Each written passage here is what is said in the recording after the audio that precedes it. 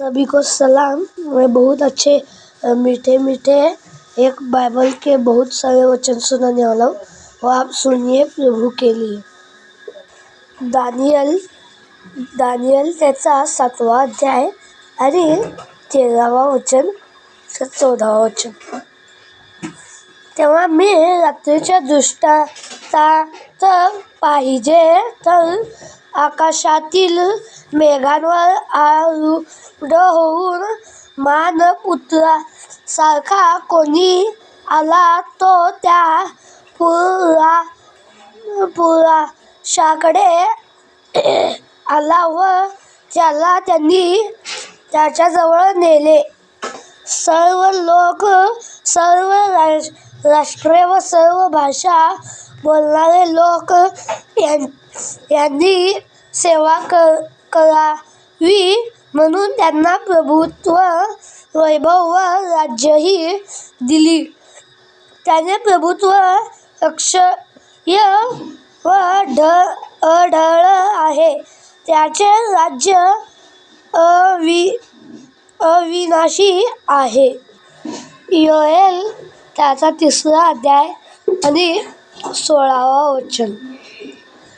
परमेश्वर सियोनेतून गर्जना करतो, यरुशलेमेतून आपला शब्द ऐकतो.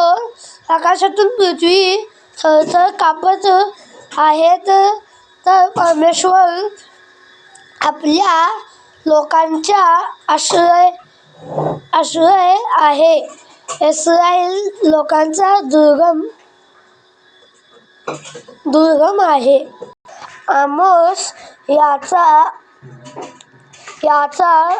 2रा अध्याय आणि 6वा वचन ते 8व्या वचनापासून।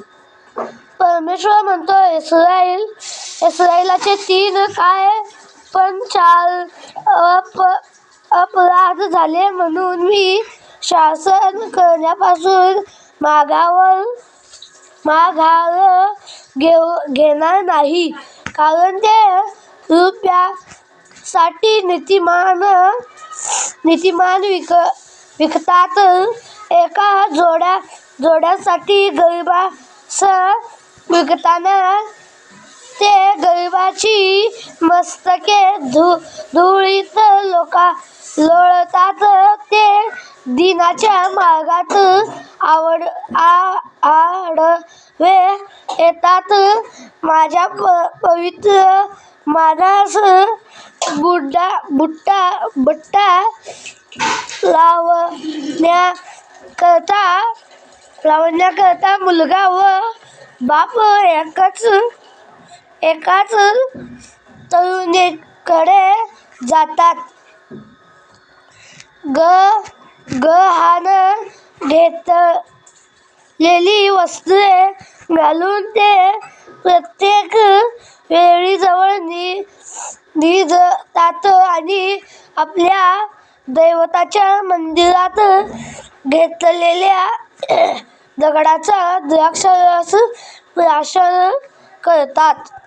आपको कोई बाहर की आवाज़ सुनाई देती हो तो उसको इग्नोर करके बाइबल के वचनों की तरफ ध्यान दे।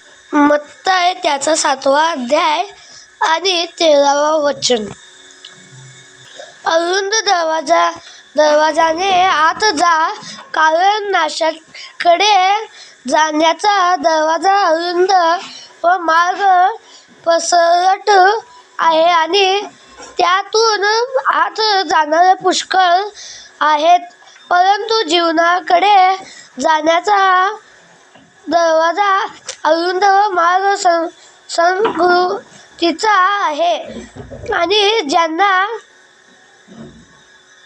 ज्यांना तो सापडतो ते थोडके आहेत.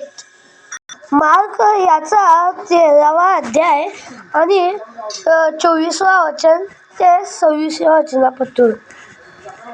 परंतु ही संकटे येऊन गेल्यावर त्या दिवसात सूर्य अंधकारमय होईल आणि चंद्र प्रकाश होणार नाही. आकाशातून तारे गळून पडतील व आकाशातील बळे डळमळतील. तेव्हा मनुष्याचा पुत्र मोठ्या पराक्रमाने व वैभवाने मेघावरून होऊन येत असलेला दृष्टीस पडेल. त्या वेळेस तो देवाकडून